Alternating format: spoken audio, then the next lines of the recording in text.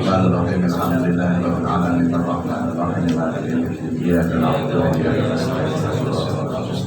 Shiratal ladzina an'amta 'alaihim ghairil maghdubi 'alaihim waladdallin.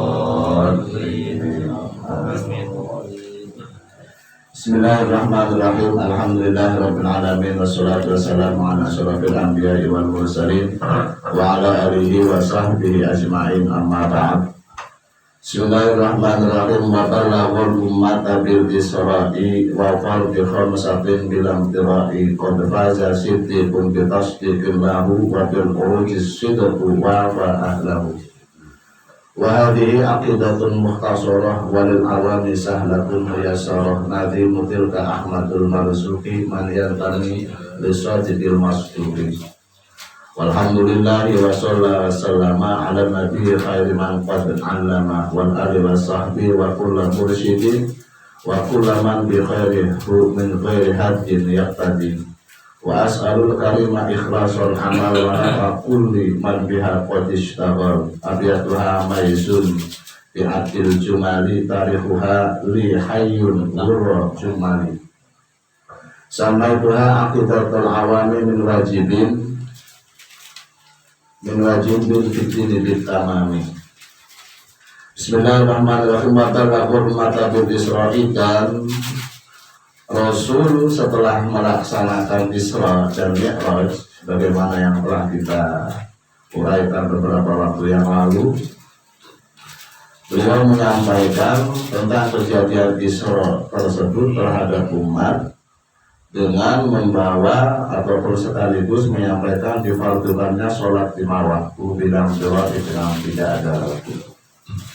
Pada fasa siddiqun bitasdiqin lahu, sungguh telah bahagia orang yang membenarkan, ataupun Abu Bakar Siddiq bitasdiqin lahu, dengan membenarkan kejadian Isra, wa bil uruji sidqu, dan kejadian Mi'raj telah percaya ataupun as-sidqu wa fa'alahu, sikap pembenaran dari as-siddiq telah memberikan memenuhi terhadap ahlinya. Wa hadhihi aqidatun mukhtasarah, dan inilah merupakan akidah yang ringkas. Walil awam sahlatun muyassarah, buat orang awam ada kemudahan yang sangat gampang. Dinazamkan oleh Imam Ahmad Marzuqi, Mayan tamil sadidil masduqi, orang yang bersambung nasab terhadap Nabi Sallallahu Alaihi Wasallam. Dan selesai, Pak.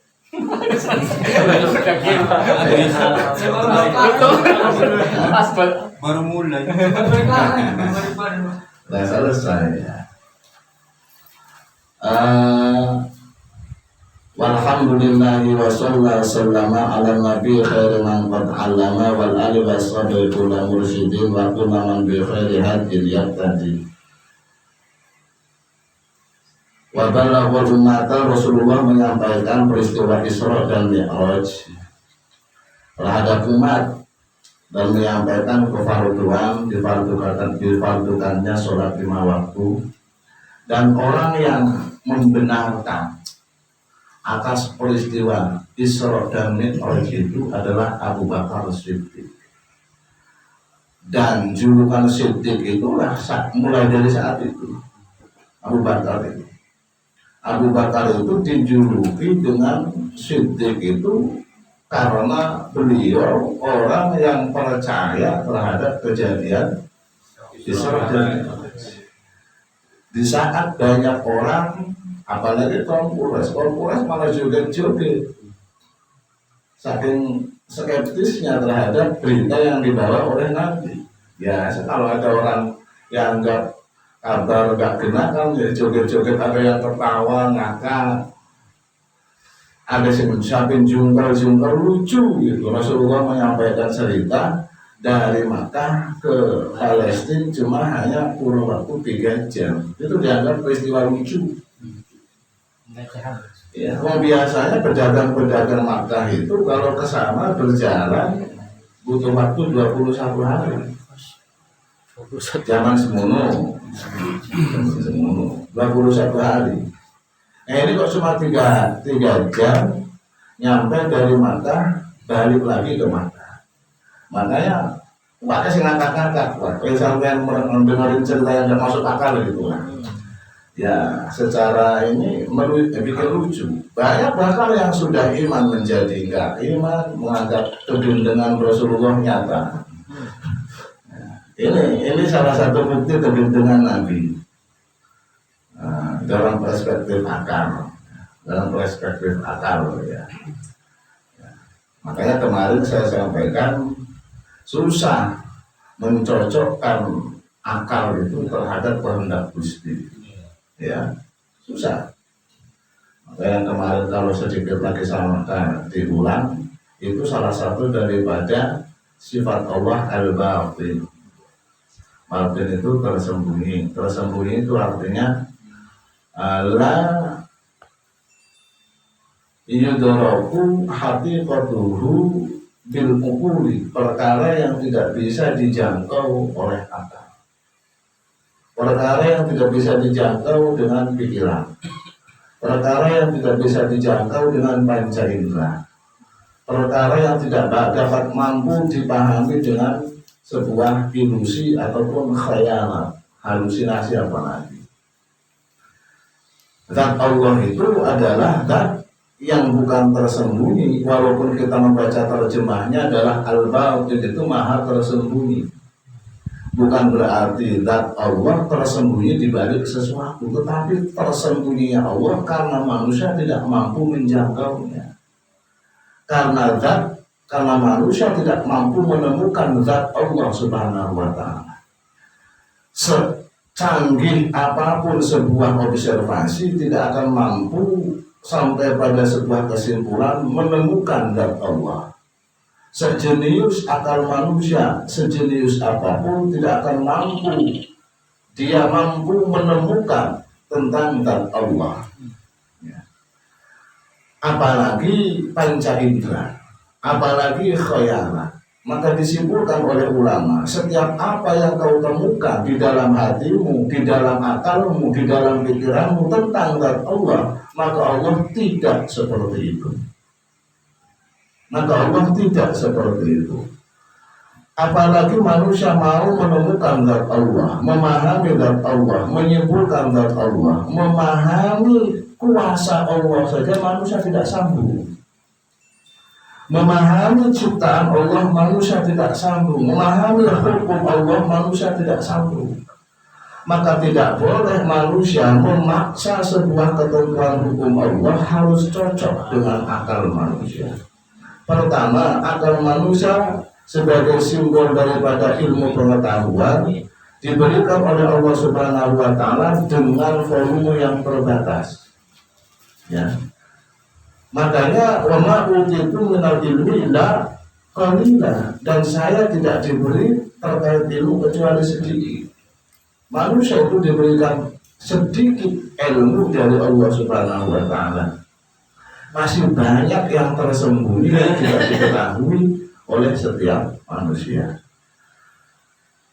Kemudian kalau agama, kalau hukum, kalau kuasa Allah harus cocok dengan akal manusia, sementara akal manusia berbeda-beda kapasitasnya. Cocok dengan saya belum tentu cocok dengan dia. Maka akal tidak bisa jadi standar kesimpulan tentang hukum Allah Subhanahu wa ta'ala. Makanya apalagi tauhid akidah, segala sesuatu nggak boleh akal kita mendahului keyakinan kita.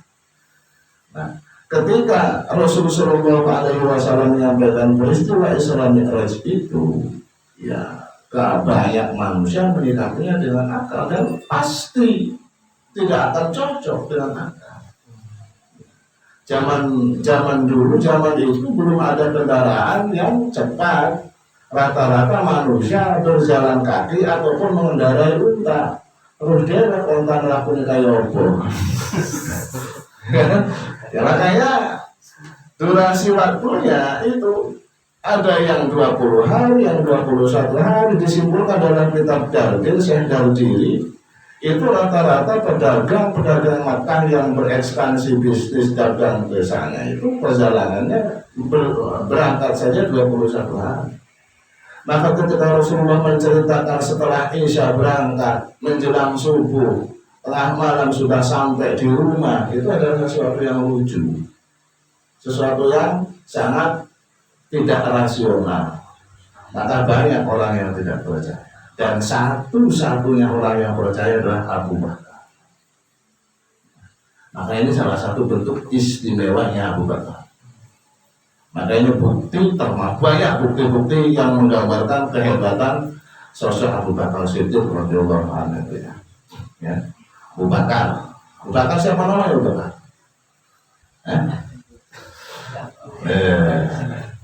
Ini Abu Bakar siapa? Namanya Abu Bakar Abdullah bin Abi Quhafah. Abdullah bin Abi Quhafah. Abdullah bin Utsman bin Abi Quhafah.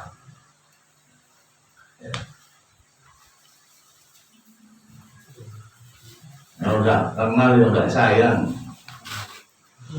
Iya, dia kenal dulu. Namanya Abu Bakar. Dia dikenal Abu Bakar. Nama aslinya adalah Abdullah bin Utsman bin Abi Quhafah. Kalau orang Arab biasanya menamakan itu dengan 3 nama. Ada nama asli, ada julukan, ada namanya kunyah. Kunyah itu penamaan yang diawali dengan abi dan umi. Iya. Penggunaan nama yang diawali dengan abi dan umi itu namanya kunyah. Tapi kalau julukan, ya julukan itu sebagai ekspektasi baik ataupun sebagai ironi terhadap keburukan. Yang modelnya seumpamanya orang yang sangat tinggi dipanggilnya tiang listrik, itu namanya lakom, namanya lakom, julukan. Ya lakom, julukan itu bisa yang berkonotasi bagus ataupun konotasi tidak bagus. Itu julukan. Nah julukan itu masuk dalam kategori ghibah apa enggak? Atau ada orang yang gendut seperti si gentong, ya itu masuk dalam kategori ghibah apa enggak? Definisi ghibah itu membicarakan buruknya orang lain dan orang yang dibicarakannya tidak hadir dan tidak suka. Nah kalau yang dipanggil si gendong mau mesem-mesem ya enggak ghibah. Ya, orangnya ada dan orangnya juga enjoy saja, enggak ghibah cuma ya. Ghibah itu membicarakan buruknya orang lain, orangnya tidak hadir dan orang itu juga tidak suka kalau dia dibicarakan buruknya. Kalau keluar dari membicarakan orang lain, tapi orang lainnya seneng ataupun nggak mempermasalahkan, nggak masuk ghibah, nggak masuk ghibah. Nah makanya julukan itu tidak masuk dalam kategori ghibah. Kalau orangnya seneng, ataupun orang yang sudah dinamai dengan nama julukan. Salah satu tabiat orang Arab lagi juga biasanya menamakan dengan nama kunyah. Kunyah itu nama yang diawali dengan Abu, seperti Abu Bakar. Nama aslinya kan Abdullah. Abdullah bin Utsman bin Abi Quhafah. Ya, itu nama aslinya. Banyak biasa orang Arab itu terus populer sing Abu, barang Indonesia barang sekarang melok-melok. Ini orang Indonesia sekarang melok-melok. Abu Hurairah, ya. Abu Hurairah namanya Abdullah bin Sakhar. Ya. Nah, biasanya itu orang yang dipanggil Abu itu adalah menggunakan nama anak laki-lakinya. Kayak dari Abdullah bin Utsman punya anak namanya Bakar, disebut Abu Bakar. Itu biasanya. Tapi enggak selalu seperti itu juga. Karena Abu Bakar itu enggak punya nama, enggak punya anak yang laki-laki yang bernama Bakar. Ya. Jadi dulu Abu Bakar itu menikahi seorang perempuan yang perempuan itu janda punya anak bakar dulu ya, yang kemudian dicerai. Perempuan itu punya anak bakar, dinikahi oleh Abu Bakar. Kemudian orang-orang memanggil Abdullah bin Utsman ini dengan panggilan Abu Bakar, dan sampai menjadi panggilan yang lumrah sampai Abu Bakar menjadi familiar dipanggil Abu Bakar. Dan memang jarang yang tahu nama aslinya akhirnya ya. Ketika orang manggilnya Abu Bakar, akhirnya nama aslinya menjadi terlinding ya, menjadi karat dan tidak populer. Kang Jawong. Asli bukan? Bukan. Iya. Silakan tanya artinya Jawong. Oh, mumpung ada orangnya. Daripada nggak ada orangnya nanti riba. Iya benar. Nama aslinya siapa sih Kang Jawong? Iya. Iya. Andri Japri. Payah nanti ya. Nah, Siddiq itu julukan yang sangat luar biasa, yang menggambarkan yang keislaman belum populer, dan Abu Bakar sudah mendapatkan julukan yang luar biasa. Dan memang sahabat Nabi yang paling utama adalah Abu Bakar Siddiq. Salah satu daripada legalitas yang menunjukkan terhadap Abu Bakar Siddiq itu adalah sahabat yang paling utama. Pertama ada di dalam Al-Quran. Cari sendiri surat apa ayat berapanya. Ketika menggambarkan peristiwa tentang di Gua Sur,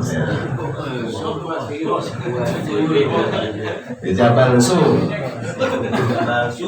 Di Jabal Sur ketika Rasulullah hendak hijrah, Rasulullah mau hijrah itu tidak langsung menuju selatan, tetapi ke barat dulu, karena Rasulullah tahu sedang diintai oleh kufar Quraisy. Maka Rasulullah melakukan sebuah pengkaburan terhadap orang kafir Quraisy sebagai strategi, karena dibaca Rasulullah mau pergi bersama Abu Bakar. Kalau jalan ke Madinah kan ke selatan dari Mekah itu. Nah itu Rasulullah malah ke barat menuju Jabal Sur, dan akhirnya tetap terlacak, betul-betul terlacak. Orang kafir itu sudah paling 2 atau 3 meter di depan Nabi Shallallahu Alaihi Wasallam. Secara akal harusnya terlihat.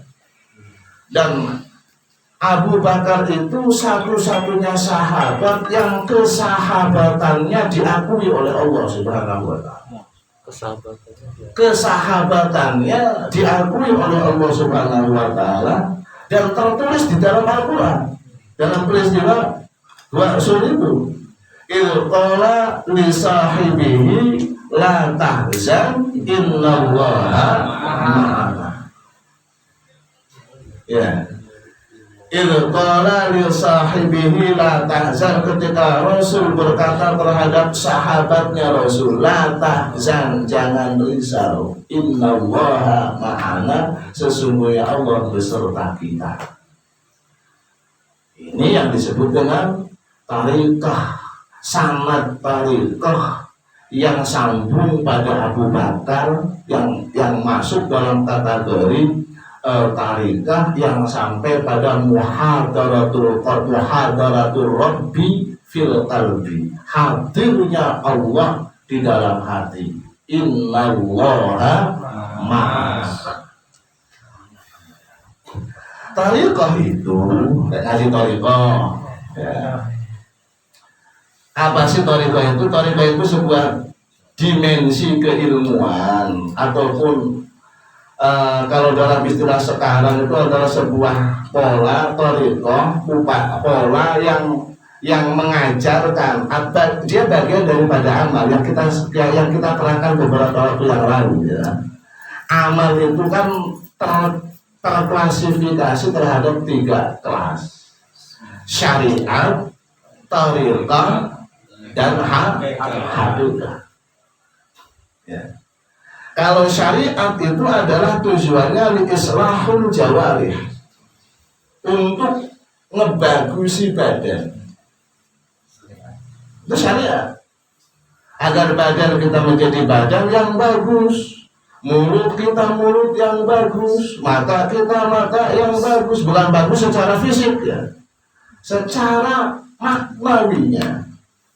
Matanya mata yang bagus, tidak melihat sesuatu yang dilarang, mulutnya mulut yang bagus, tidak mengatakan kata-kata yang menyakiti, kupingnya kuping yang bagus, tidak mendengarkan kalimat-kalimat kotor, tangannya tangan yang bagus, tidak digunakan untuk menyakiti orang ataupun mempergunakan terhadap perkara yang haram, kakinya kaki yang bagus dijadikan fasilitas mengantarkan kita terhadap perkara yang baik, tempat yang baik, bukan pada tempat yang tidak.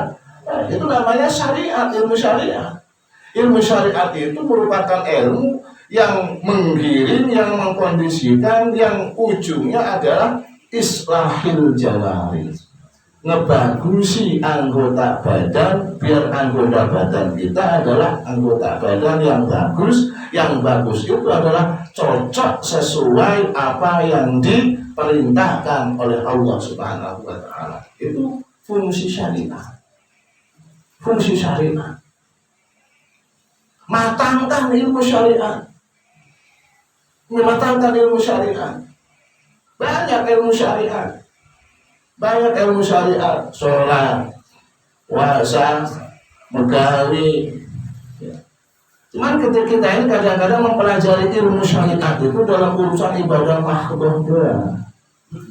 Ya. Dalam ibadah muamalah nggak belajar lagi, langsung terjun ke bisnis.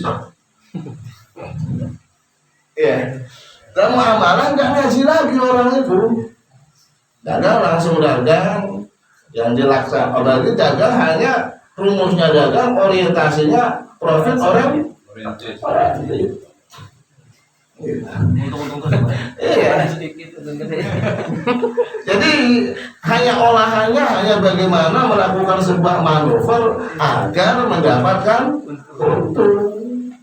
Padahal dagang itu bisa jadi ibadah apabila tujuannya membantu kemudahan hajat orang banyak. Wong BBS ini lah arep tuku cengek setengah kilo kudu ning pasar kan rugi. Nggak ada ongkos barang. Kita membeli barang dari induk untuk memenuhi kebutuhan orang lokal. Nawa itu yang membantu kerepotan banyak orang agar tidak tumpuk dalam satu titik. Itu menolong, dapat pahala itu. Wis dapat pahala diperbolehkan ngambil untung. Diperbolehkan ngambil untung. Jadi kalau nawaitunya seperti itu, untungnya aktivitasnya masuk dalam kategori ta'awanu 'alal birri, saling memberikan pertolongan terhadap kebaikan, keuntungannya adalah menjadi keuntungan yang berkah karena diizinkan. Itu syariat. Tapi dagang itu ada ilmunya, agar apa yang kita lakukan tidak terkontaminasi dengan perkara-perkara yang terlarang, sehingga kehalalan itu menjadi apa? Menjadi benar, sehingga kehalalan itu menjadi barokah. Rizki itu tidak sekedar halal tetapi barokah. Nah itu syariat. Makanya simbol syariat, ujung daripada amaliyah syariat ketika manusia sudah merefleksikan 3 hal: taubat, ya, takwa, dan istiqomah. Itu puncaknya syariat adalah istiqomah. Orang kalau belum istiqomah berarti belum mapan dalam bersyariat. Kadang-kadang gelem menghindari yang haram, yang haram. Ada darah kepepet, ya sudah. Kan belum istiqomah, kan gitu kan? Belum istiqomah. Kadang-kadang ngaji puanteng, ya, berhubung ada masalah, mari. Belum istiqomah. Belum istiqomah. Orang istiqomah itu sudah mempatenkan sebuah apapun menjadi sesuatu yang ajib. Halali ajib, terusan kontinunya ajib. Gimana kan? Kayak pohon yang sangat kuat akarnya tidak gampang roboh dengan tiupan angin. Ya kan? Nggak gampang roboh dengan tiupan angin. Bahkan dia tidak gampang mati kalaupun tidak tersiram air hujan. Kenapa? Karena pohon itu akarnya sudah tertancap di bumi dengan dalam. Ngaji itu harus menjadi bagian daripada sesuatu yang sangat dibutuhkan. Sehingga kondisi apapun, ya tetap ngaji. Gitu. Karena sudah tertanam akarnya dalam ke bumi. Angin gede tidak merobohkan, kemarau panjang tidak mematikan. Kita tak gajian deh mari ngaji. Itu bukan belum kemarau itu, belum kemarau itu. Kemarau panjang nggak gampang mati. Dan di Jawa, di Indonesia punya simbol pohon itu, pohon kelapa. Ya. Pohon kelapa dalam Al-Quran. Allah Subhanahu wa ta'ala masalu kalimatin thayyibatin kasajaratin thayyibah. Perumpamaan kalimat thayyibah, iman yang kuat yang sudah istiqomah, kalimat tauhid yang sudah mapan di dalam hati itu seperti halnya pohon-pohonan yang sangat baik. Asluha fil ard wa far'uha fis sama. Akarnya tertancap dalam ke bumi, wa far'uha, dan dia tumbuh membentang ke atas. Bahkan buahnya berbuah dalam setiap waktu tanpa ada musim. Dia mengaji jangan musim. Gajian. Hataman rame. Mau tahu.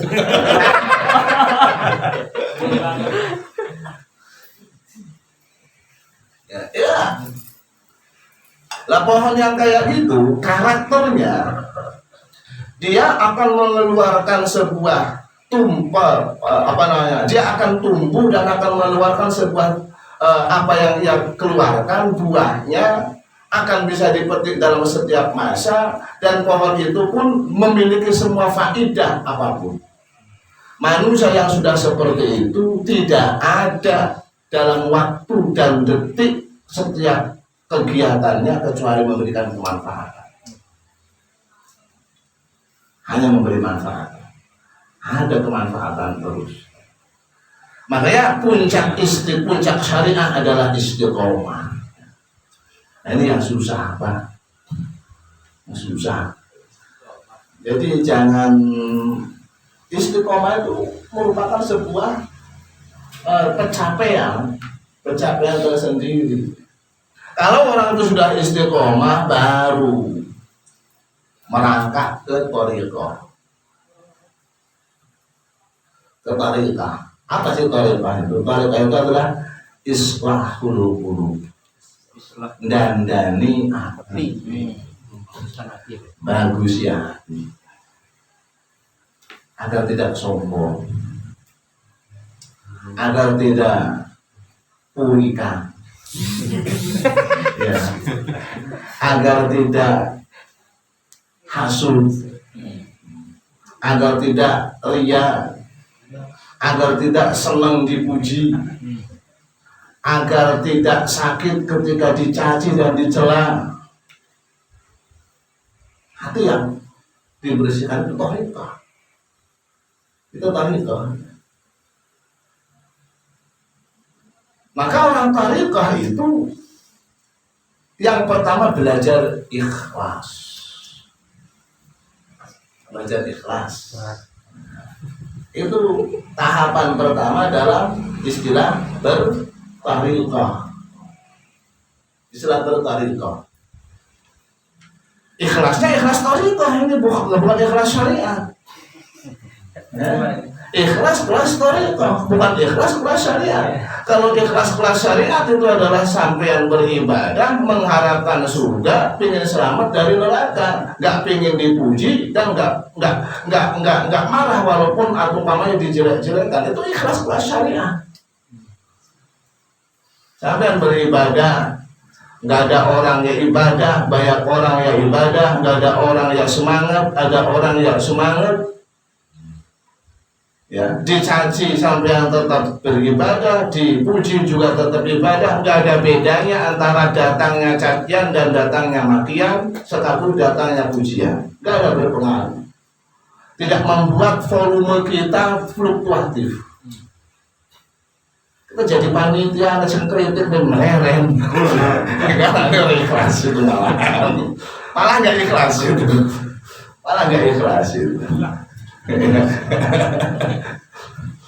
Seumpama ini ya, kita sedang mengamalkan sebuah perkara, makanya kan kalimat ulama berkata kalau kamu beramal karena manusia, ya, kalau kamu beramal karena manusia itu namanya musyrik. Ya. Dan kamu meninggalkan amal karena manusia juga, itu namanya riya. Melaksanakan sesuatu kebaikan karena faktor manusia itu musyrik. Meninggalkan sebuah amal baik karena faktor cacian manusia ataupun celaan manusia, itu menunjukkan riya dalam beramal. Sebenarnya orang amal orang kena musyrik, orang kena riya. Yang benar maksudnya apa? Kita beramal jangan karena faktor orang. Faktor orang itu wis diwingker merah. Tidak karena siapapun, tidak karena faktor apapun. Jadi ketika kita melaksanakan kebaikan, apalah itu kebaikannya, entah itu sholat malam, entah itu soft di awal, entah itu tadarus rada keras, sehingga orang pada tahu kefasihan qiraat kita, dan kita melaksanakan itu sengaja agar orang pada tahu tentang bahwa kita baca Qurannya musyrik, karena kita pamer amal pada orang, karena kita menyetorkan amal pada orang. Dicaci sama orang ketika kita beramal, berhenti beramal akhirnya, tapi selama itu riya. Gara-gara dikritik, gara-gara di ini, akhirnya berarti riya. Makanya wong sing ora pengen kenang tantangan, ya jangan melaksanakan amal perbuatan, enggak ketemu tantangan.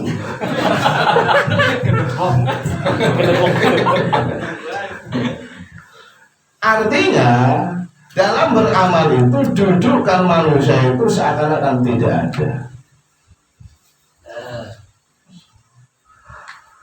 Kalaupun ternyata manusia merespon atas amal kita, itu tantangan. Ya. Makanya kelas ikhlas itu ya sesuai makom kita. Lek makom syariat ya itu sudah selesai itu. Ya. Kita tetap nggak pengen dipuji, ada yang mencaci, nggak ada yang ini juga tetap ajib istiqomah. Itu ikhlas karena kita melaksanakan ini untuk mendapatkan apresiasi Gusti dengan surganya, selamat dari nerakanya. Nah kalau ikhlasnya orang thariqah itu, kitanya sudah selamat. Orang harus pegel ngomongin kita, tapi kita ini ngamal enggak ya. wes pegel wong. Mencaci, mengkritik, ataupun menjebak, ataupun memfitnah, orang sudah kehabisan untuk menghalangi kita beramal, tapi tetap beramal kayak saja. Akhirnya orang memuji kita, hebat orang, wah, kedengar sama kita. Siapa dulu? Tadinya sudah bagus. Tadinya sudah bagus. Nah, itu namanya ujub. Namanya ujub. Ujub itu membanggakan diri sendiri. Ya, tadinya sudah bagus, sudah aman dalam level syariat, barang ya itu tadi yang saya sebut, naik nanti harus ke level lain. Bagaimana terhadap apresiasi orang, bangga enggak hati kita? Makanya di level ini, ikhlas di level ini adalah salah satu karakternya ketika kita tidak nikmat ketika dipuji. Tidak nikmat Ya, hati kita tidak nikmat ketika mendengar pujian orang lain. Kadang-kadang kita beramal tidak ingin dipuji, dan memang amal kita dilakukan sepi dari pandangan manusia. Orang dia juga nggak peduli, nggak sama-sama, nggak peduli sama sekali. Tapi ketika ada orang yang disebut baiknya, hatinya bunga. Ujub dengan amal. Ada yang mencaci, marah mah enggak, tapi hatinya sakit. Ya, masih riak. Itu amal. Dan orang yang diterikah ini dalam beramal sudah tidak mengharapkan apresiasi lahiriah aktivitas dan apresiasi manusia, tetapi mengharapkan apresiasi Gusti. Ini belum ikhlas. Belum juga, Pak. Belum ikhlas. Bermasuk tulis berarti. Masih memiliki apresiasi Gusti. Berkeinginan ada apresiasi Gusti. Kita beramal mudah supaya ada mendatangkan karomah. Oh ikhlas. Oh ikhlas. Keikhlasan itu masih level di mana, Pak? Hah? Levelnya di mana? Kalau ikhlas yang seperti itu ada nggak? Maksudnya masih masuk ikhlas nggak itu? Ya makanya orang-orang yang bertorika itu di sini memang ilmu tarika membersihkan hati dari hal-hal yang tidak baik, bahwa amal kita betul-betul hanya untuk Allah, bukan untuk apa-apa, bahkan termasuk bukan untuk surga, bukan untuk neraka. Ikhlasnya amat wis mutlak mergo karena perintah Allah. Tidak ada tendensi apa-apa. Tidak ada tendensi apa-apa. Apalagi untuk surga neraka, apalagi untuk sugih.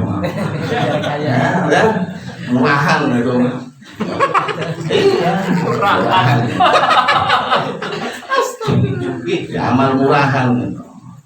Amal modern cukup tujuannya hanya untuk naik jabatan, murahan. Amal wirid zikir untuk terciptanya sebuah kondisi semua manusia memuliakan kita. Ada unsur-unsur iqbalun nas agar manusia menghadap pada dia. Apa-apa kudu tekok ning awake dhewe. Jadi amal apa pengen dianggap sebagai penentu oleh orang banyak. Orang banyak kalau mau ada apa-apa harus soal dulu ke saya. Ada punya tendensi dan didatangkannya karomah seperti itu. Itu masih. Pokoknya istilahnya ikhlas dalam tariqah itu adalah tidak beramal kecuali beramal karena Allah. Inna sholati wa nusuki wa mahyaya wa mamati lillah. Karena Allah, untuk Allah, kepada Allah. Ya. Itu ikhlasnya dari hati ini supaya bisa seperti itu. Kedua, ataupun simbol ataupun puncaknya amaliyah tariqah itu adalah as-sidqu, mantap. Abu Bakar Siddiq, ya, saya berangkat daripada kata dulu Abu Bakar Siddiq. Siddiq itu mantap, yakin. Siddiq itu lebih tinggi daripada ikhlas. Ikhlas itu setiap siddiq itu mesti ikhlas. Ikhlas belum tentu siddiq. Sampean bisa sholat ikhlas, tapi jujur apa enggak dalam merefleksikan sholat? Bagaimana ruku? Ketika ruku itu adalah simbol memuliakan, mentakzimkan ke Allah Subhanahu wa Ta'ala. Bacaannya Subhana Rabbiyal Azim wa bihamdihi, Maha suci dan yang agung, karena mentakzimkan Allah Subhanahu wa Ta'ala. Apakah apa yang kita baca, apakah badan kita yang kita refleksikan sama dengan hati kita yang kita ingat? Ya, badan kita merefleksikan takdim kepada Allah, lisan kita merefleksikan takdim kepada Allah Subhanahu wa Ta'ala, tapi hati ini masih ingat tukus, tutup turun, ibu suri. Ya, hati kita ya masih kesana kemari, tidak jujur dengan apa yang ia perbuat, tidak jujur dengan apa yang ia ucapkan. Badannya takdim ning Gusti, lisannya mentakdimkan Gusti, tapi hatinya keluyuran kesana kemari. Ya, keluyuran kesana kemari. Itu namanya belum siddiq. Belum siddiq. Yang terakhir, tumaknina. Orang thariqah itu tercapainya sikap tumaknina. Artinya tenang dengan Allah. Banyak teman seperti sekarang ini tidak menjadikan tenang jiwanya. Jabatan naik tidak membuatnya dia tenang. Uang banyak tidak membuat dia tenang. Yang membuat tenang, yang dibuat nyaman adalah ketika dia ingat Allah, ketika menyebut asma Allah, ketika jiwanya, hatinya terkondisikan mengingat Allah Subhanahu wa Ta'ala, tercipta sebuah ketenangan, kenyamanan di dalam jiwa. Itu adalah puncak amaliyah tariqah. Tidak ada yang membuat dia tenang dan nyaman kecuali Allah. Nah, kita kan tenangnya karena masih begawi. Dengan oleh kabar setahun maning pensiun terus surut.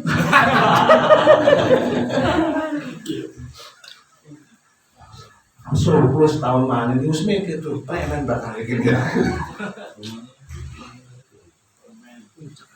Kita tenang karena masih sehat. Jadi tenangnya dengan sehat. Kita tenang karena masih punya orang tua yang kaya. Kita tenang karena masih menjabat. Kita tenang karena masih begini dan masih begitu. Kita tenang masih banyak teman. Ketenangan masih berpaku terhadap sesuatu yang bersifat fana dan berwaktu. Maka orang ketika sandaran hidupnya terhadap apa yang ia lihat, ya sekali lagi, siapapun yang sandaran hidupnya terhadap apa yang ia lihat, basol, peninggalan mata, siapapun yang sandaran hidupnya terhadap perkara yang ia lihat, maka apa yang ia lihat akan menguasai penglihatan hati. Saya ulang ya saudara. Siapapun yang bersandar terhadap penglihatan zahir, ya apa yang ia lihat dengan mata.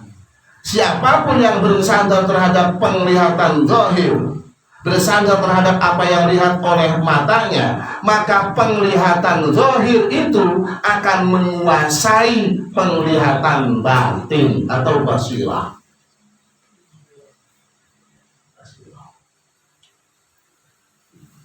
Mata menguasai hati. Penglihatan batin nggak berfungsi karena tertutup, terkuasai, terkalahkan dengan penglihatan mata. Penglihatan mata menjadi acuan dan dominan, sehingga dia tidak pernah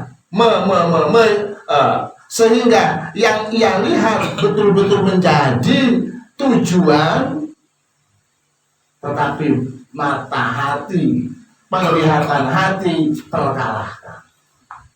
Contoh,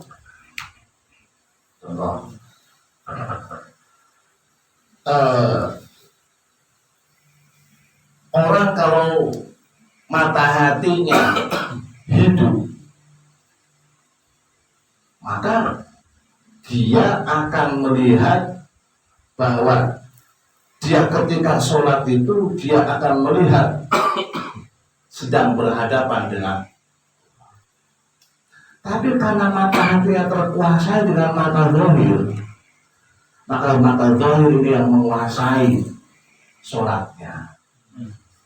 Buktinya dagangnya hadir di dalam sholat, megawainya hadir di dalam sholat, ngobrolnya hadir di dalam sholat, aktivitas-aktivitas yang pernah dilihat itu hadir di dalam sholat.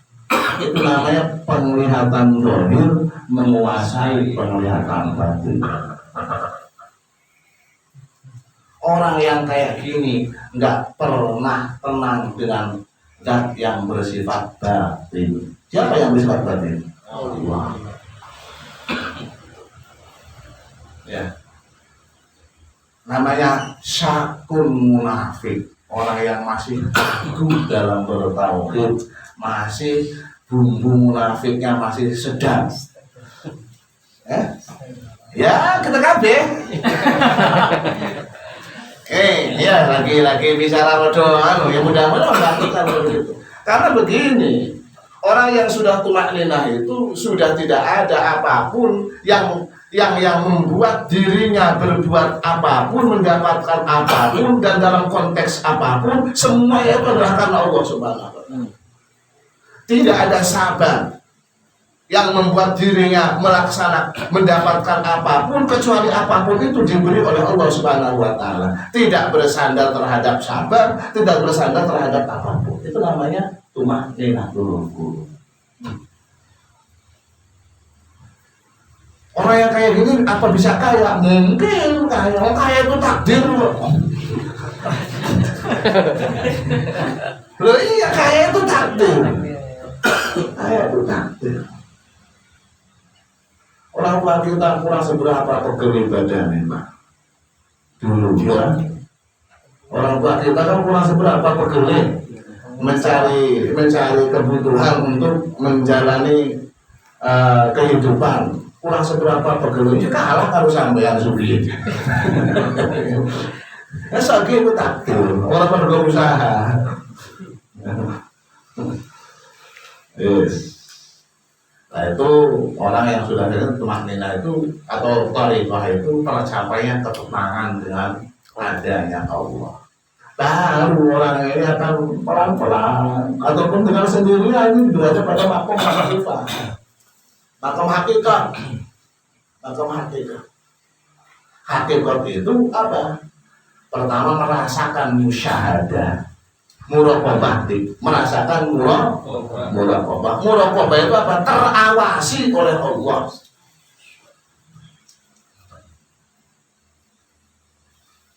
diawasi oleh Allah. Muraqabah. Yang kantor ada Allah, di rumah ada Allah, di lapangan terbuka ada Allah, di masjid ya ada Allah. Kita ini ada Allahnya di masjid doang.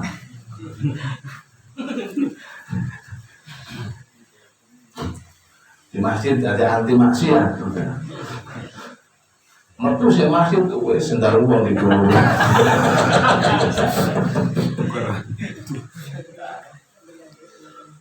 Iya, kita ini ada Allahnya hanya di masjid.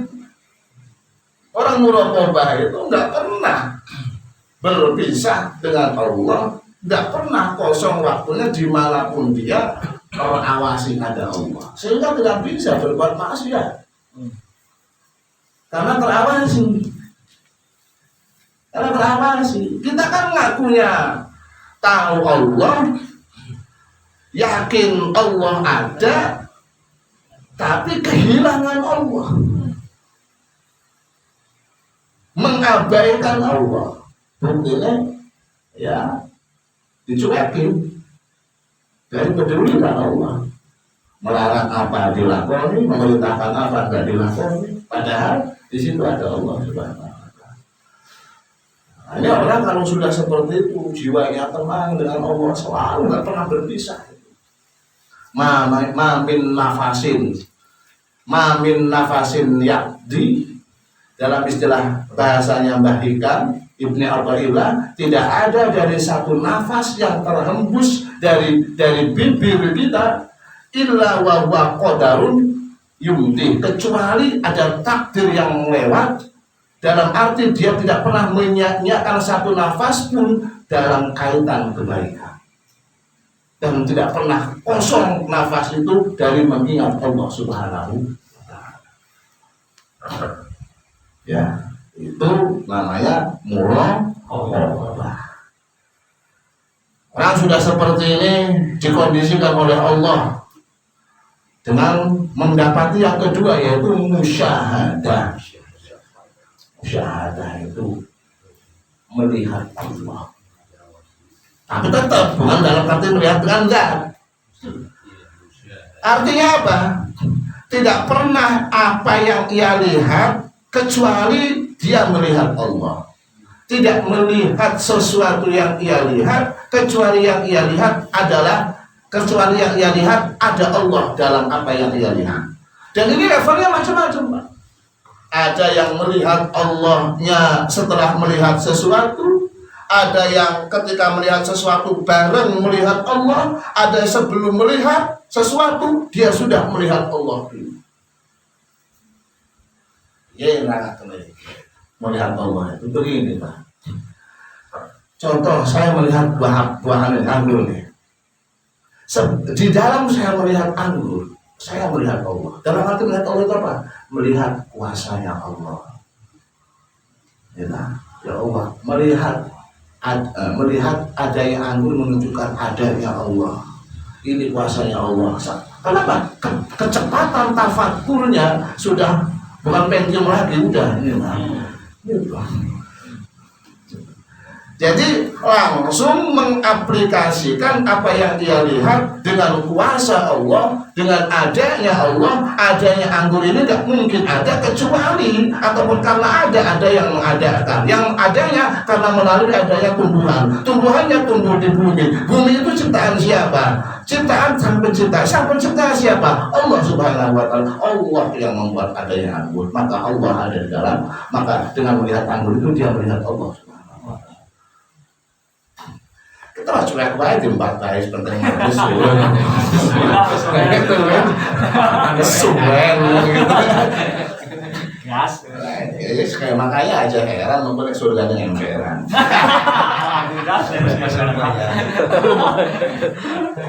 Karena nggak peduli terhadap ciptaan Allah Subhanahu wa Ta'ala.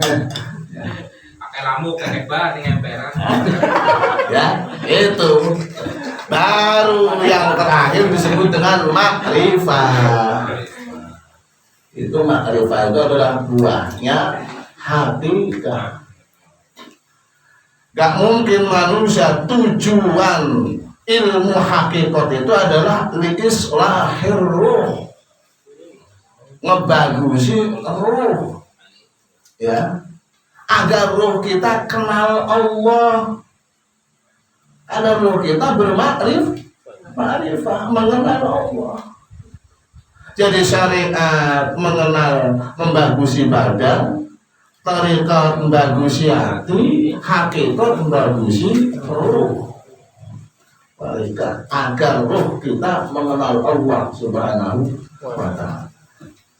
Nah, semua tarekat itu berafiliasi terhadap dua sumber. Kalau tidak dari Sayyidina Abu Bakar, yaitu dari Sayyidina Ali.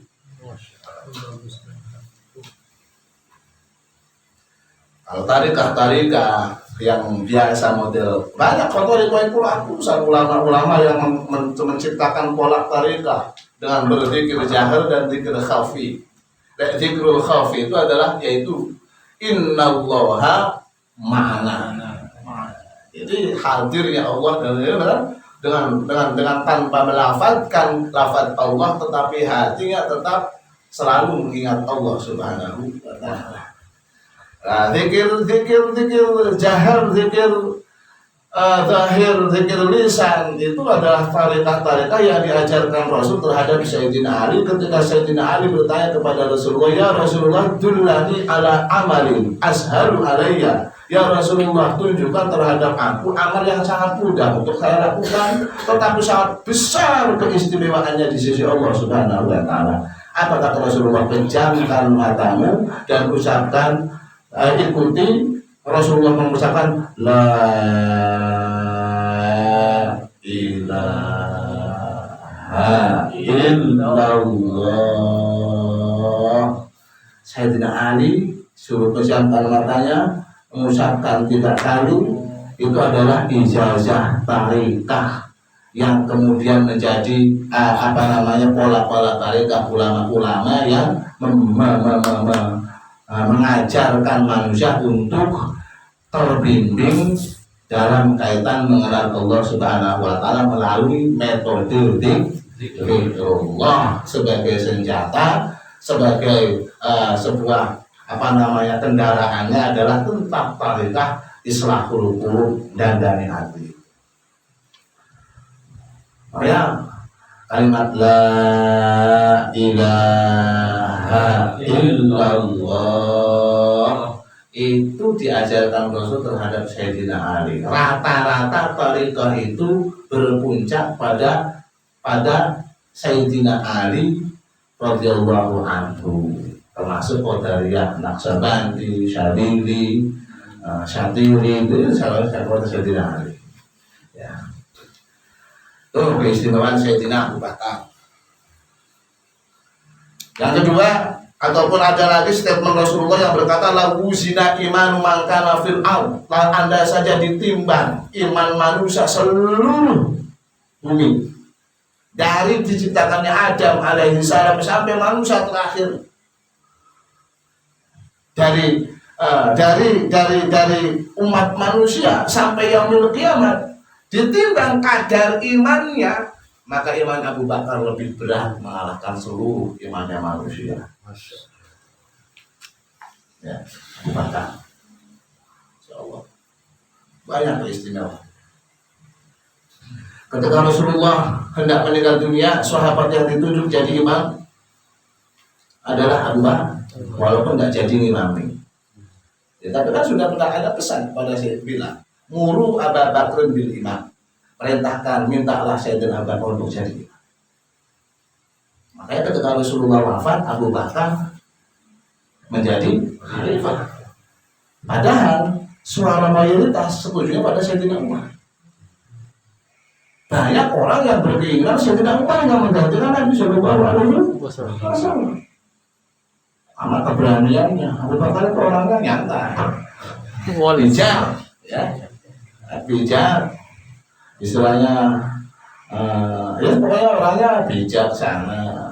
Kalau Sayyidina Umar itu petarung, eksekutor, ya istilahnya cara sekarang itu orang berusukan juga kan itu kan. Itu Sayyidina Umar itu betul-betul turun ke bawah melihat kelihatan Pendekatan aja istilah orang sekarang ngaji dalam dunia politik itu ada watak kepemimpinannya betul-betul melekat terhadap Sayyidina.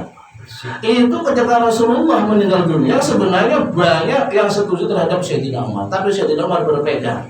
Sayyidina Abu Bakar lebih pantas. Selama ada Sayyidina Abu Bakar, maka yang lebih pantas memimpin adalah Sayyidina Abu Bakar. Kenapa? Karena Rasulullah itu satu-satunya pernah memerintah jadi imam sholat itu lah terhadap Sayyidina Abu Bakar. Ada Sayyidina Umar. Jadi aklamasi terhadap Sayyidina Abu Bakar. Sahabat tempat itu memimpin itu dengan gaya yang beda-beda. Makanya pola politik itu nggak boleh dibakukan, nggak bisa dibakukan. Sahabat tempat itu jadi pemimpin polanya beda-beda. Sayyidina Umar ditunjuk oleh Abu Bakar jadi khalifah. Aklamasi juga ya. Bukan, itu Pak penunjukan pemimpin sebelumnya. Sayyidina Umar, Sayyidina Utsman perwakilan. Kalau istilah sekarang ahlal halli wal aqdi. Kalau ada kitab politik, saya tuh banyak kitab politik saya. Makanya sudah saya ceritakan dulu saya punya anak menjadi politisi. Saya tuh banyak kitab-kitab politik. Bukan buku-buku politik ya. Kitab karya Imam Mawardi, kitab Al-Maliki tentang masalah fikih siasi. Nah, namanya ahlal halli wal aqdi. Penunjukan Sayyidina Utsman bin Affan itu melalui ahlal halli wal aqdi. Ahlal halli wal aqdi itu perwakilan. Dari sahabat Muhajirin 4, Sayyidina dan sahabat Ansor 4, satu dari keluarganya Umar, Abdullah bin Umar. Tapi Abdullah bin Umar sudah dididik oleh Sayyidina Umar. Kalau yang jadi sampai awas. Jadi gak seneng terhadap anaknya, walaupun mendapatkan jatah vote ya, tapi sudah dulu sudah dikunci dulu oleh Sayyidina Umar. Nanti yang menggunakan saya jangan sampai itu diminta oleh orang muslimin ataupun orang muslimin saat itu dari keluarga Sayyidina Umar harus ada yang mewakili. Sekaligus juga supaya ganjil ada yang menang nanti vote-nya. Jadi 4 dari sahabat Ansar, 4 dari sahabat Muhajirin, dari keluarga Umar 1 yang diwakili oleh Abdullah bin Umar. Itu bahaya lah sebenarnya Abdullah bin Umar itu bahaya. Itu kesempatan kalau Sayyidina Umar enggak boleh. Lah Sayyidina Ali aklamasi lagi. Walaupun aklamasinya tercacarkan dengan terciptanya perselisihan. Artinya ketika sudah bahasa sekarang sudah keputusan terjadi gugatan lah kira-kira. Zaman sebelum dulu ada MK masalahnya.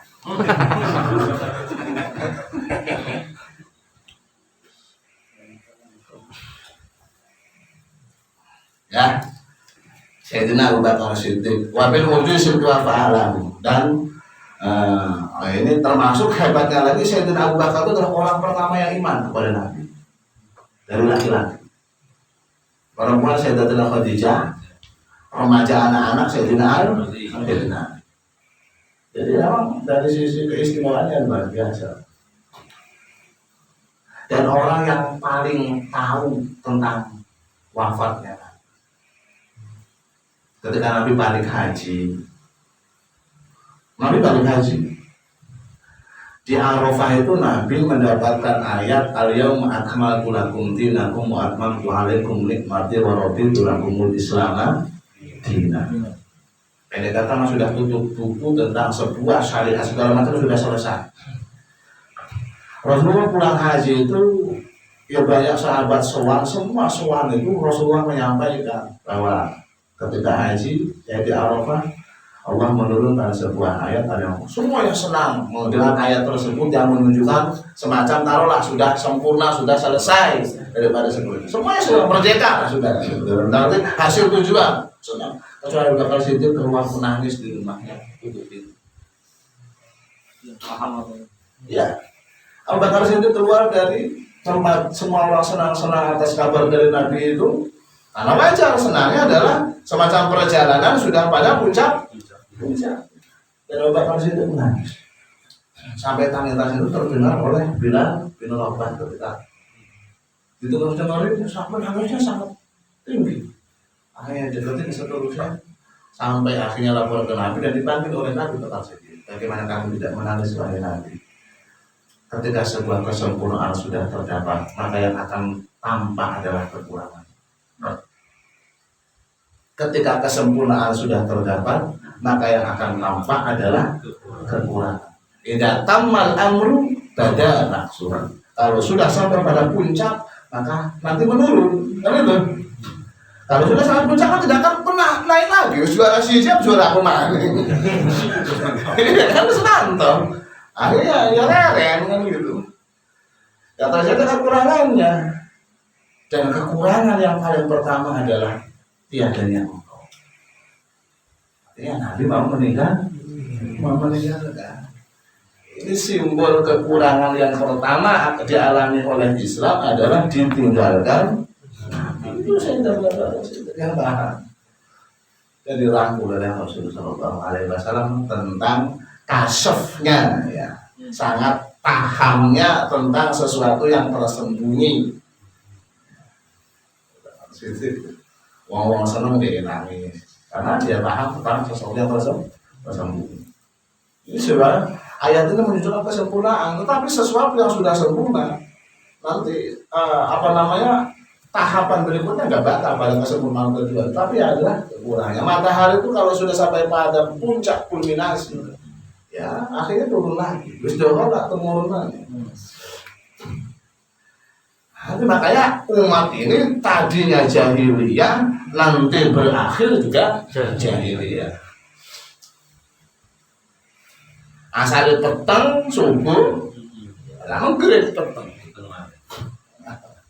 Umat ini tadi awalnya jahiliyah, sekarang terang benderang di waktu dulu seakan-akan, walaupun mungkin sekarang ada asal wis. Ya, mungkin bisa makan. Jam setengah 6. Lain ke pertemanan. Kiamat itu tidak akan terjadi kecuali umat masyarakat sudah jahiliyah. Tapi ekstrim dari jahiliyah itu. Wahadi aqidatul mukhtasarah walil awami sahlatul muyassarah. Inilah kumpulan akidah, ringkasan akidah yang sangat mudah untuk orang awam. Jadi Kiai Ahmad Marzuki gampang ini dipahami ini. Orang awam ya. Untuk orang awam gampang, sampai orang awam orang khusus ya. Yang menajamkan adalah Kiai Ahmad Marzuki. Dulu sudah saya terangkan bagaimana proses kronologi yang terkarangkannya kitab ini. Masya Allah luar biasa. Imam Ahmad Marzuki mendapatkannya pengajaran dari Nabi langsung melalui mimpi. Ya, iya. Kiai Ahmad Marzuki ini mimpi ketemu Nabi. Kok ya sampean ini mengajarkan sebuah pengajaran tentang akidah. Nanti kalau orang itu yang belajar akidahmu itu nanti dan menghafalnya, istilahnya masuk surga. Amin. Itu jadi ajaran Nabi dalam mimpinya. Tapi orang hafal malah sampean.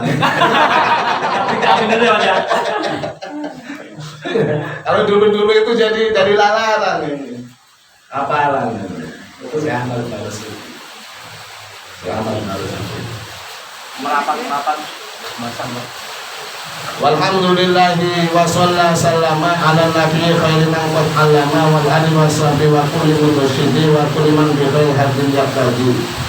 Walhamdulillah, segala puji lillahi bagi Allah, wa shollah, dan semoga rahmat yang dibarengi dengan taklim dan keselamatan terlimpah terhadap Nabi khairin man qad allama, sebaik-baiknya orang yang mengajarkan.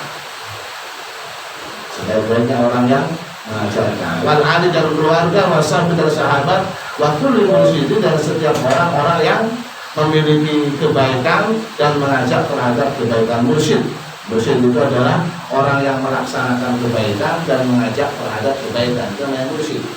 Kalau penceramah itu bukan mursyid. Kalau penceramah itu adalah menginformasikan kebaikan.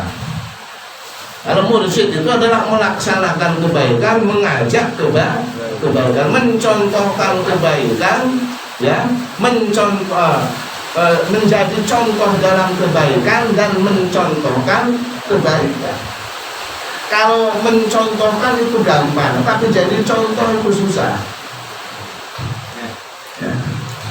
Iya kan, itu kan? Mencontohkan itu gampang, tapi menjadi contoh itu susah. Menunjukkan itu gampang, tetapi menjadi petunjuk itu susah.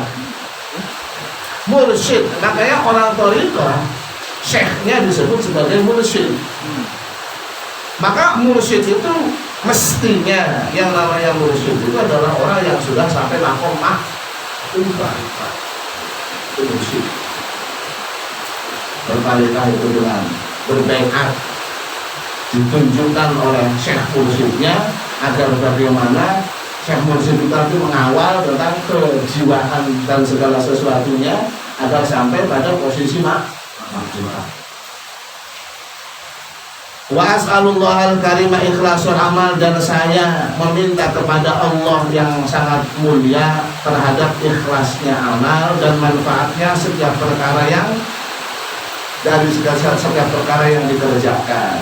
Jadi ini yang diminta oleh Kiai Ahmad Marzuki agar apa yang dilakukan oleh beliau dalam kaitan mengarang kitab ini menjadi amal yang ikhlas dan menjadi manfaat untuk semua orang yang menekuni.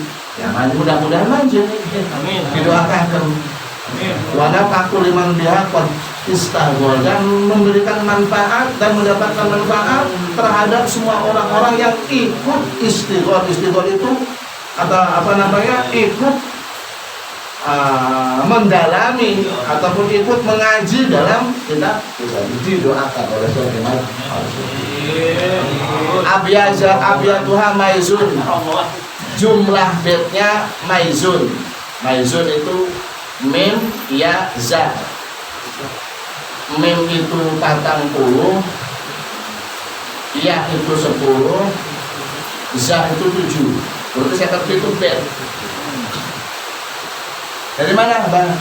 Abjad, hawaz, kalaman, kutor, kalaman, sa'afas, korosat, sakot, dodoh. Abjad, alif, 1, ba, 2. Jadi pengen ngaji pala. Berapa menit gitu? Jadi mana? Iya. Maizun itu dari kata mana? Abjad, hawaz, kutoy. Hutoy ya itu 10. Abjad, alif 1, ba 2, jim 3, dal 4, hawaj ha 5, waw 6, za 7 mayu za 7. Hutoy ha 8, tok 9, ya 9, ya 10. Hutoy ya 10. Ya, mim hutoy terusan abjad, hawaj, hutoy, kalaman, kaf 30, lam 30, mim 40. Jadi hitungannya satuan, puluhan, ratusan. Apal abjad, hawaj, hutoy, kalaman, safas, korosat, sakodot, dan dodohun. Uhin itu 1000. Kalau ngaji falak, ya nanti angkanya itu berbentuk huruf itu. Ngaji falak itu. Yang muda-muda dia ngapalin. Ngaji falak itu huruf gue. Belum. Namun Arab merupakan tak siapkan hari Sabtu ataupun Minggu. Sabtu atau Minggu pagi. Sabtu ya. Gaya-gayaan harus apa lah ngaji falak. Gaya-gayaan. Itu kan ya. Ngaji pala. Ya, wong itu lewat ngaji falak. Ngaji falak dikarani wong pinter. Padahal Iya benar. Iya benar, soalnya ngaji falak berarti nambung sorotnya wis mantap gitu. Iya, sinus potangan. Pakai longsin. Atau pakai desimal nggak apa-apa. Kalau nggak itu kalkulator berapa desimal bisa. Itu pokoknya harus ngaji falak karena itu. 100 mantap. tafsirnya benar. Falak. Aduh gawat. Ngaji falak itu nggak ada kaitannya dengan dunia ngaji ini kita. Nggak ada kaitannya. Bukan santri juga bisa, tidak ada kaitannya. Berbeda dengan tafsir. Tafsir itu harus unggahan menguasai lahu. Moro-moro ngaji tafsir seorang nggak bisa, insya Allah ya dianggap cermin aja kita beli. Cermin mbak, cuma nggak kelihatan wajah kitanya. Baca nggak bisa masalahnya kan?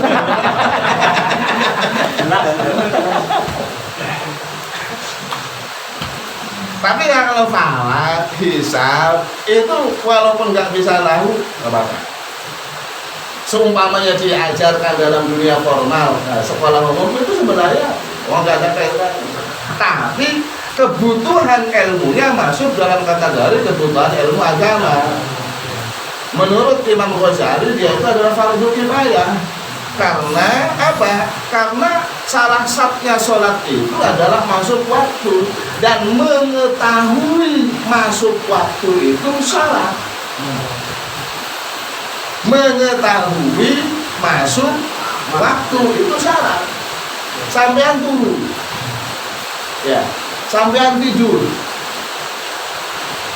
tidur bangun gagap, langsung sholat. Setelah sholat ternyata berarti tadi sholat itu nggak sadar sudah masuk waktu ataupun belum, nggak sah. Walaupun faktanya sudah di dalam sholat.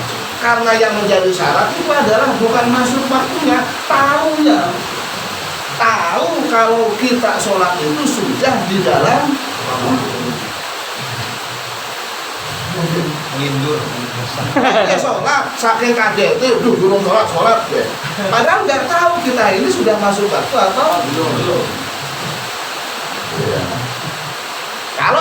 Kalau sudah jam, jam 5 sholat itu berarti tahu ini sudah masuk waktu, itu ujuk-ujuk langsung. Gak sah itu. Karena syaratnya sholat, syarat sahnya sholat itu adalah mengetahui masuk waktu. Kedua, mengetahui arah kiblat. Sampean sholat nggak pernah jadi bukit bateras mereka kayak memang nggak sah sekalipun faktanya madep. Karena syaratnya mengetahui madep kiblat. Kalau dilawis gimana Pak? Ya harus istihad. Harus bagaimana caranya tahu arah kiblat itu. Nah sekarang kan ada sebenarnya kan Kompas. Orang ngaji falak mana orang hapus anak kompas. Orang ngaji waktu mana orang hapus anak digital.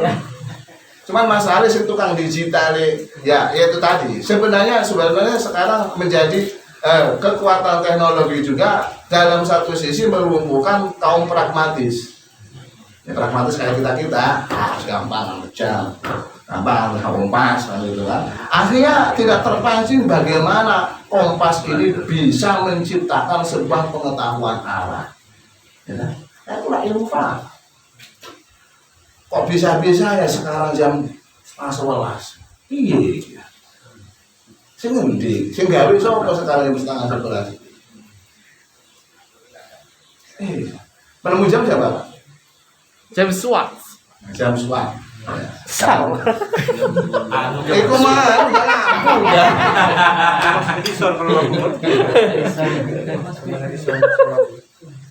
Lah itu kalah kita ini.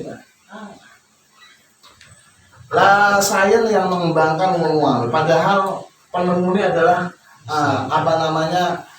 Jabir bin Hayyan. Makanya dikenal dengan istilah al-jabar. Ulama tasawuf itu Jabir bin Hayyan. Iya. Teori al-jabar yang menjadi rujukan ilmu sains dunia itu teori al-jabar. Jabir al-Hayyan itu orang Persia, itu ulama tasawuf. Saking waroinya, kalau megang makanan, ini kalau makanan haram gemeter, ada sensornya tangan itu. Tapi karena amaliyahnya waroinya, karena dia tidak menyentuh perkara yang haram, maka tangan ini kalau umpama menyentuh makanan, kalau makanan itu ternyata haram, ini ubah-ubah di sini. Ini menunjukkan ada apa? Makanan yang tidak halal. Itu Jabir bin Hayyan. Tapi juga ahli sains. Beliau itu taubat kepada Allah Subhanahu wa taala lantaran angkuh dengan ilmunya. Angkuh dalam tanda itu ya dalam dunia negatif dan positif, Pak. Jabir bin Hayyan itu, saya itu mampu menjadikan tanah liat menjadi permata. Dengan kekuatan teknologi aljabarnya itu. Menggali mentambang segala macam itu kan sebenarnya kan karena teknologi matematika. Jabir bin Hayyan sampai mau melakukan sebuah observasi tentang makhluk hidup. Dari apa hidup? Bisa hidup. Tapi akhirnya Jabir bin Hayyan tahu gak mampu karena apa? Berurusan dengan ruh. Dia temukan ayat pun dia min amri Rabbi. Roh itu urusan aku.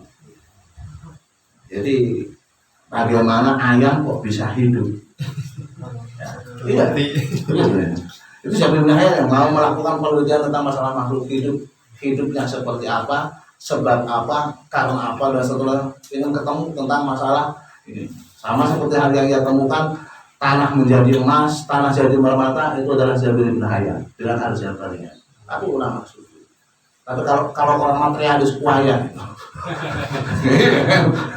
orang kapitalis kaya itu. Tapi justru Allah berikan keistimewaan itu terhadap justru pada orang yang ahli ibadah.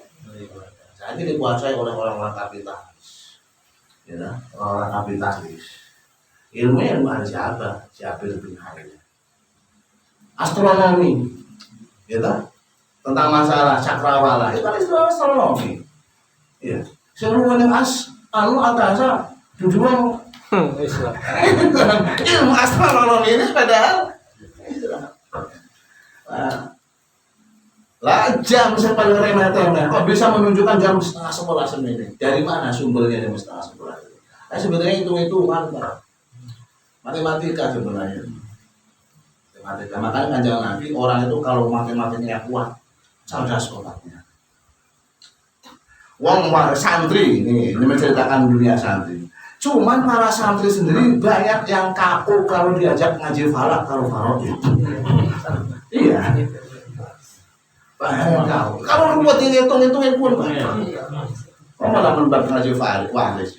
Alah, itu waris yang diwarisi orang.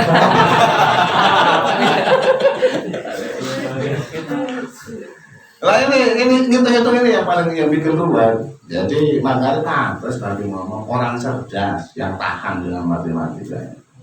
Orang jenius, orang yang kuat matematika. Sebaliknya orang yang kuat matematika adalah orang jenius. Orang jenius itu adalah orang yang mantap matematikanya. Ya, jajal itu sampai nggak benar-benar. Tapi sebenarnya nggak susah-susah amat sih, Pak. Nah, kalau ini memang untuk sekedar mengetahui masuk waktu, arah kiblat, segala macam itu mah rodo kelas bawahan lah.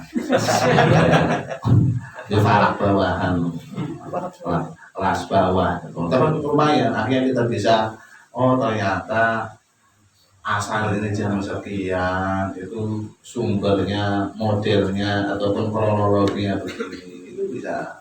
Sekarang kan orang masih bingung, waktu kombi kok jam maghrib jam 6, saya kok maghrib jam setengah itu. Gitu kan? Nah itu ya kalau kita ngaji paham bisa tahu. Tarihuha lihayun huro jumali, tanggal pengarangan daripada kitab ini adalah bisa diambil dari kalimat li hayyun huro. Li hayyun huro, li itu 30, dia 10. Li 30, dia 10. Jumlahnya berarti 40 ya. Kemudian hak walu dia 10. 18 karo 40 saya ketemu. Gura ugin 1248. 1248. 58. Hah? 58 ya? 58. Lam 30 ya 10, patang puluh, hak 8, ya 10, 18, 58 ya. Ya benar ya benar. Oke 10, roh 200. Kudu apal konon Pak, roh 200. Orang sakit gratis kan di 200. Jadi dari huruf ya Pak. Jadi pas rok 200. Jadi 1250 ya. Pengarangan tahun dikarangnya kitab ini bertepatan dengan 1508. Ayat 1258 ya.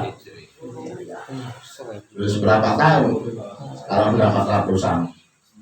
Sama itu akidat al-awami min wajibin fiddin bitanami. Saya menamakan kitab ini dengan nama Aqidatul Awam, menyangkut urusan kewajiban-kewajiban yang menjadikan urusan agama dengan sempurna. Artinya ini beda ya. Di awal-awal tidak menamakan semacam para pengarang.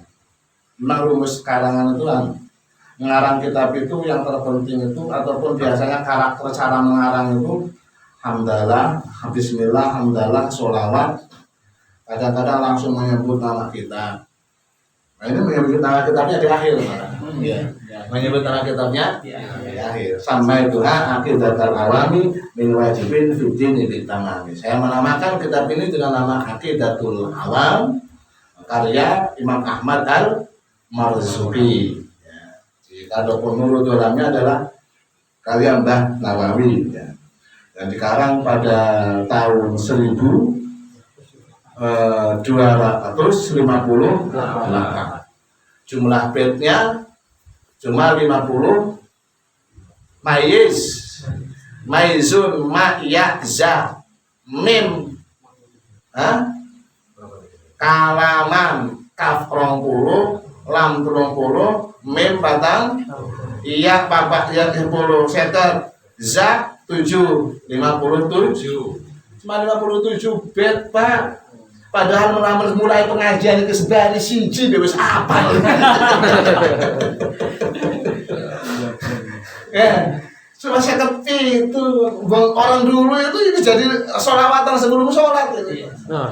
Abda'u bismillahirrahmanirrahim wa birrahimi da'imil insani falhamdulillahil qadimil awwali al-akhiril baqi bila tahammuli. Ya orang dulu tuh sambil sholat dalam akidah kayak gini. Sama sekitar. Hatam sekitar kalau subuh mah sebelum subuh tarawih itu ya banyak ini. Ya mudah-mudahan Pak. Yes. Ya orang paham kabeh sebenarnya itu sejarah pernah hatam aku ya Alhamdulillah. ya orang bangga-bangga nemen Pak ning madrasah ning pondok itu kelas 3 iki.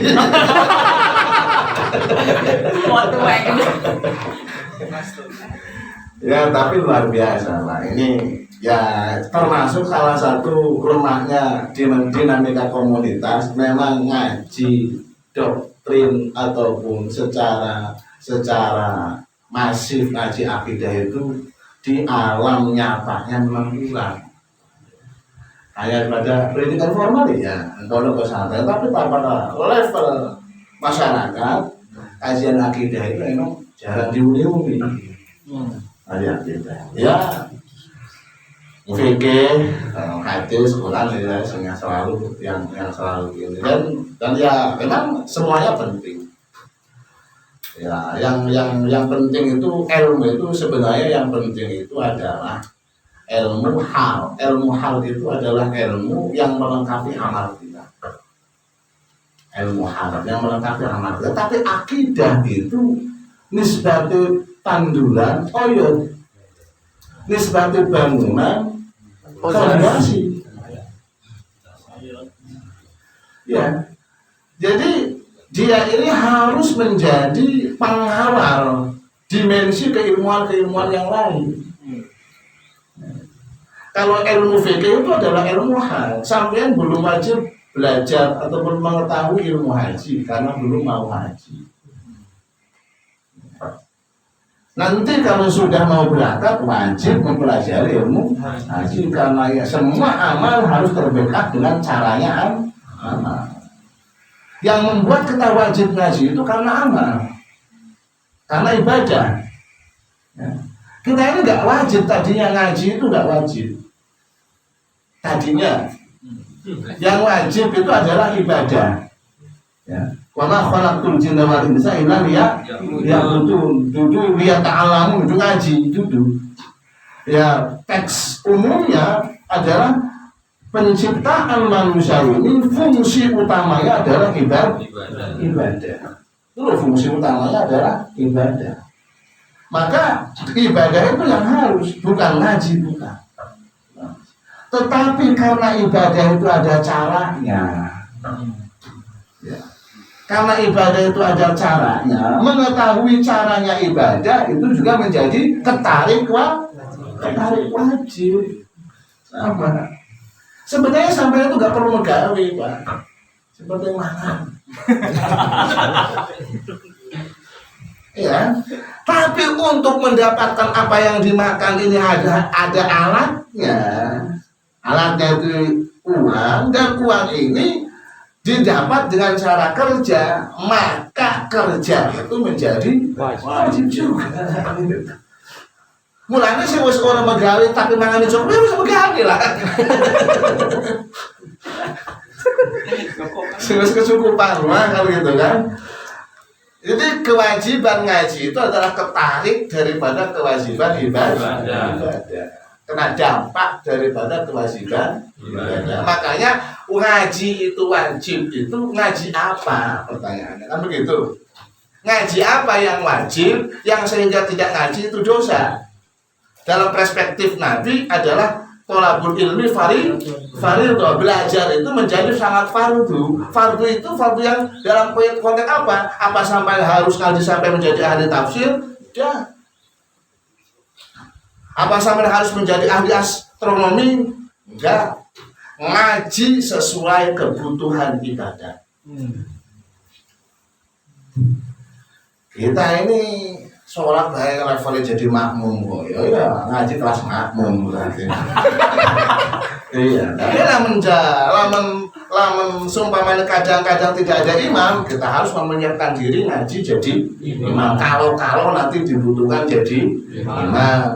Berarti ngaji ilmu jamaah menjadi wajib. Cita-cita jadi imam, Mbak.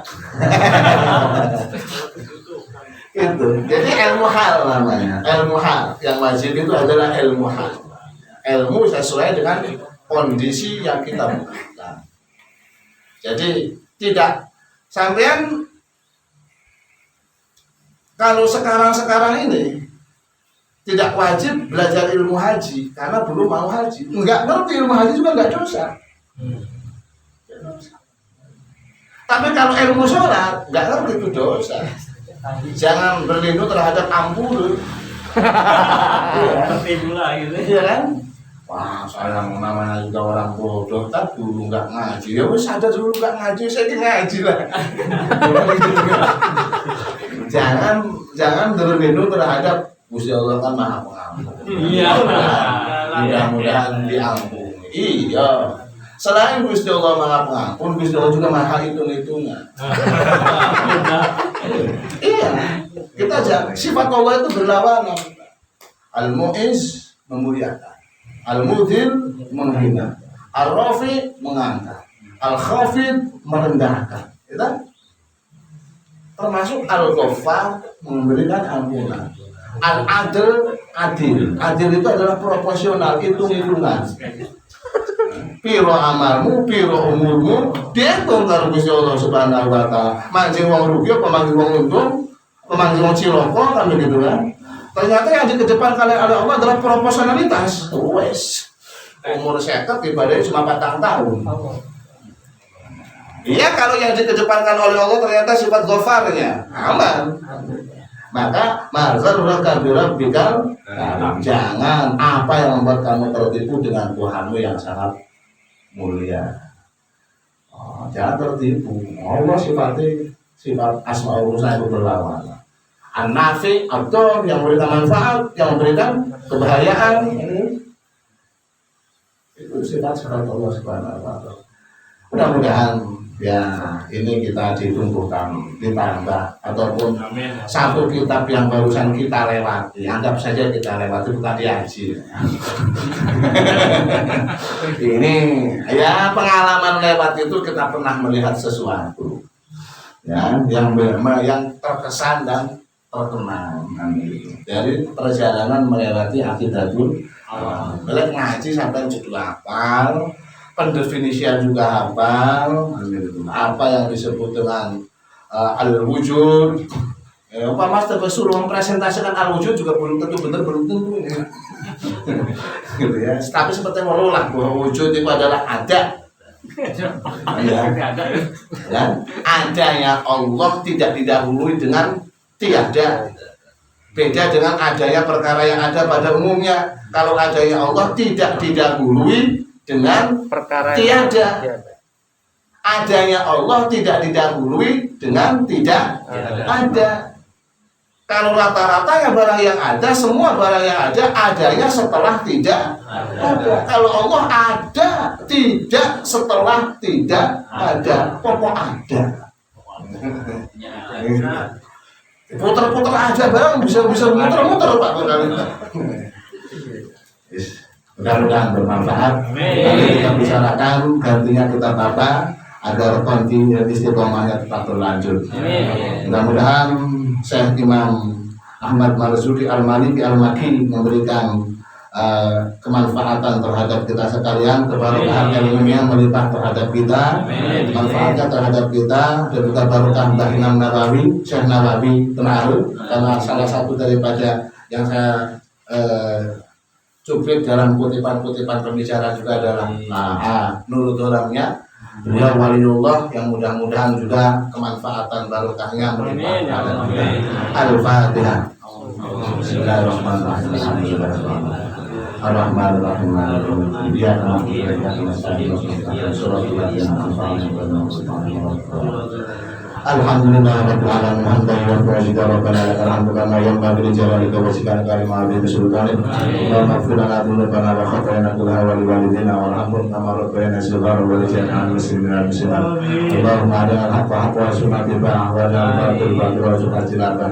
Allahumma shalli ala sayyidina sholatan tarfa'u biha qulubana wa tanfa'u biha qulubana wa taqdi biha wajhana wa tarfa'u biha darajatina wa tahdi biha aqwamana wa tukhlis biha qulubana wa tulhimuna biha umma ladunni wa tukrimuna biha bisa'adat wa karamatil akhiriyatina wa tuksir amwalana wa ashabana kalam dan ta'ala tarzuqna. Allahumma tamama nikmatika ta'ala rahmatullahi wa sallim wa barik alaihi wa ala alihi adada ma khalaqta wa razaqta amaka wa khiyata layyamin tushari bil kharik ajma'in alhamdulillahi rabbil alamin.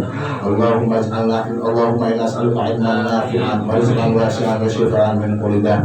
Allahumma as'aluka ilman nafi'an wa rizqan wasi'an wa shifaan min kulli da'. Allahumma as'aluka ilman nafi'an wa rizqan wasi'an wa shifaan min kulli da'. Allahumma as'aluka salamatan fid din wa afiatan fil jasad wa sihhatan fil badan wa ziyadatan fil ilm wa barakatan fil rizqi wa taubatan qabla al-maut wa rahmatan indal maut wa furqatan ba'da al-maut wa awil alana fi sakaratil maut wa najatan min nar wal hafra bil sabr rahmatir arhamar rahim. Allahumma ij'alna wa auladana wa jami'a dhurriyyatina min ahlil ilmi wal khair.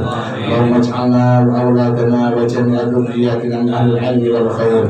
Allahumma ij'alna wa auladana wa jami'a dhurriyyatina min ahlil ilmi wal khair wa la taj'alna wa iyyahum min ahli syarri wat tayr. Rabbana hab lana min azwajina wa dhurriyyatina qurrata a'yun waj'alna lil muttaqina imama.